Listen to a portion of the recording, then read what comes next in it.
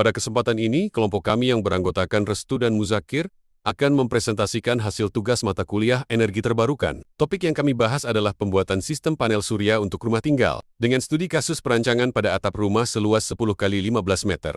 Yang dimana saya Restu sebagai pemateri pertama dan Muzakir sebagai pemateri kedua. Definisi PLTS sebagai landasan awal, PLTS atau pembangkit listrik tenaga surya adalah sistem pembangkit yang mengonversi energi foton matahari menjadi energi listrik menggunakan modul surya. Sistem ini merupakan solusi energi terbarukan yang tidak hanya ramah lingkungan, tetapi juga strategis untuk menekan biaya operasional listrik jangka panjang, serta mendukung kemandirian energi nasional. Tujuan utama proyek ini adalah merancang sistem kelistrikan mandiri off-grid untuk sebuah rumah tinggal, dengan memanfaatkan area atap berukuran 10 kali 15 meter. Sistem didesain agar mampu menyuplai kebutuhan listrik harian secara penuh, sehingga penghuni tidak lagi bergantung sepenuhnya pada jaringan PLN.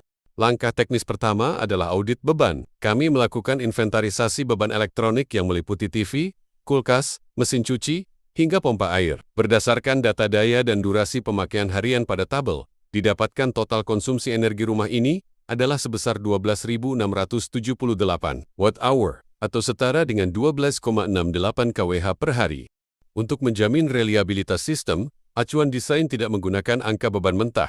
Kami menetapkan margin keamanan sistem sebesar 20% dari total beban awal. Penambahan ini berfungsi mengompensasi rugi-rugi daya pada inverter dan jaringan kabel. Maka total kebutuhan energi yang harus dihasilkan sistem adalah 15,22 kWh per hari.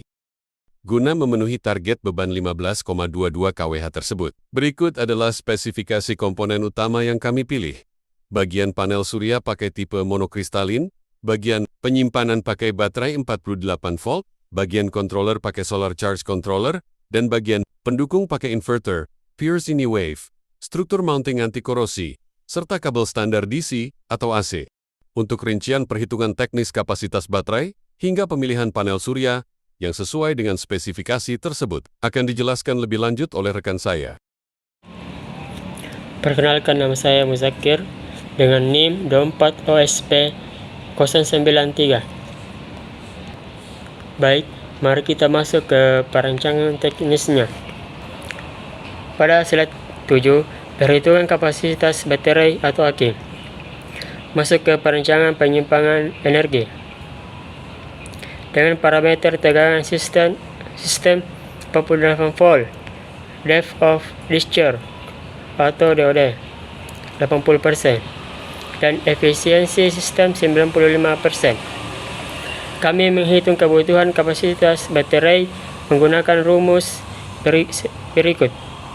Hasil perhitungan menunjukkan kebutuhan sebesar 550 Ah. Oleh karena itu, kami menetapkan penggunaan baterai LiFePO4 48 volt berkapasitas minimal 550 Ah. Pada slide 8, peran baterai saat cuaca buruk. Kapasitas 550 Ah ini dirancang untuk mencapai 1,5 hari cadangan atau autonomy days. Hal ini krusial sebagai backup daya ketika produksi panel surya menurun drastis akibat cuaca mendung atau hujan. Memastikan suplai listrik ke beban prioritas rumah tetap stabil minimal selama 1,5 hari. Pada slide 9, perhitungan dan pemilihan panel surya. Perhitungan kebutuhan panel surya untuk target produksi 15,22 kWh menggunakan modul 550 WP dan asumsi penyinaran efektif 4 jam. Rumus menunjukkan kebutuhan sebanyak 7,3 modul yang dibulatkan menjadi 8 modul panel surya.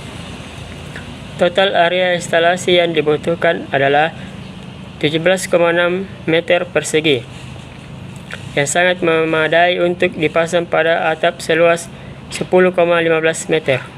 Slide 10, perhitungan output dan efisiensi sistem.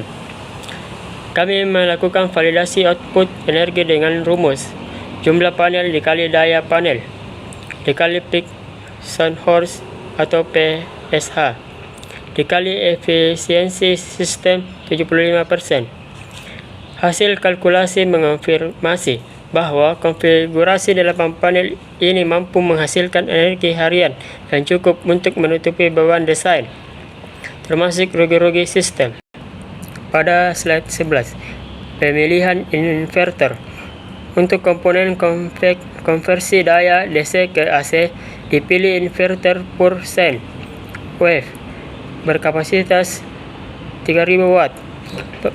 Penggunaan gelombang sinus murni adalah syarat mutlak untuk menjaga keamanan peralatan elektronik induktif seperti kulkas dan pompa, serta menjalin kualitas listrik yang stabil secara PLN. Pada slide 12, rangkaian proteksi dan monitoring. Sesuai standar keselamatan kelistrikan, sistem dilengkapi proteksi bertingkat MCB DC, LCB, SPD atau anti-petir, fuse dan grounding. Selain itu, kami merekomendasikan integrasi monitoring berbasis cloud IoT agar data produksi energi dan status kesehatan bateri dapat dipantau secara real time untuk memudahkan perawatan. Pada slide 13, kesimpulan dan rekomendasi kesimpulannya, rancangan sistem PLTS off-grid ini secara teknis layak diterapkan. Kombinasi 8 panel 550 WP dan baterai 550 Ah terbukti mampu memenuhi kebutuhan energi harian rumah secara mandiri. Adapun rekomendasi kami, pastikan instalasi mematuhi standar K3 listrik untuk menjamin keamanan dan umur pakai sistem yang optimal. Sekian presentasi kami, terima kasih.